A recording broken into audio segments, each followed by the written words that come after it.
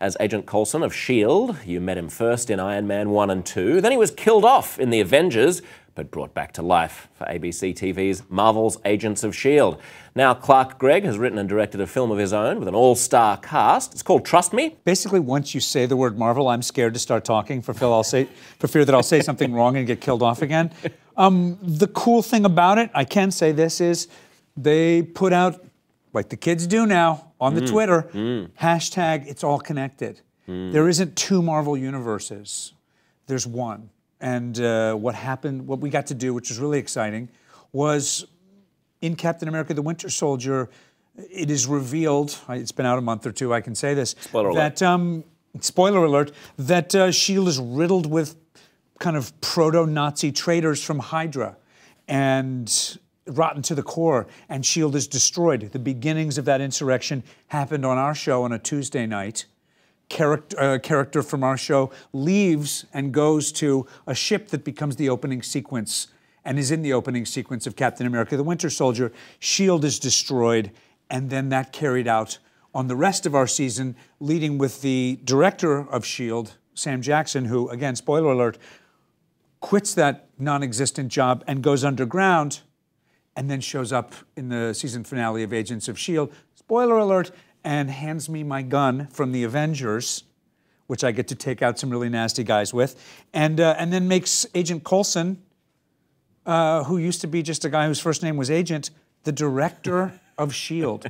So I've basically been promoted to president of a country that no longer exists. I had never played anything quite this long in this many iterations, and I always thought it would be boring, and I have never yet been bored playing Agent Coulson. They keep writing cooler parts of him, and it's one thing to come in and play a couple of scenes in a movie and then let Robert Downey or any of those geniuses do the heavy lifting, and it's a very different thing to show up and get to find out who he is, to meet the cellist and stuff like that on the TV show. So it's so far has not gotten anything less than super interesting. I mentioned that it's an all-star cast. It's a huge, I mean, I want to, in fact, let me take a look at it. It's an all-star cast. All-star, oh, good. Was that your Australian? Can we just try it one more time? No, Australian's the hardest accent there is. It's bloody hard. And I hang around with Chris Hemsworth enough, I should be better at it. Although I've got to say my pal Anthony LaPaglia does the best American accent. Well, he's been here a very long time, hasn't he? Like, he's Australian ostensibly, but hasn't he been here for probably 40 years or something? Yeah, but when he's around other Australians, you realize, oh, wow, you're really from there. Yeah, actually, you're not just putting it on. Outro. And I'm going to read it like a monkey. I'm going to read it like a monkey. Then I'm not going to make you do this. It's cooler when I say it. You're my guest. You want to do it? You want to read the outro? You do it. Go for it.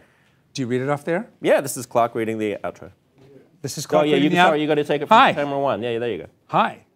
Trust Me is currently available on iTunes. It opens in select cities nationwide on June 6th. And Clark will be doing Q&A. I'm doing in and out of it. Tonight at New York's Village East Cinema at the 7:40 showing.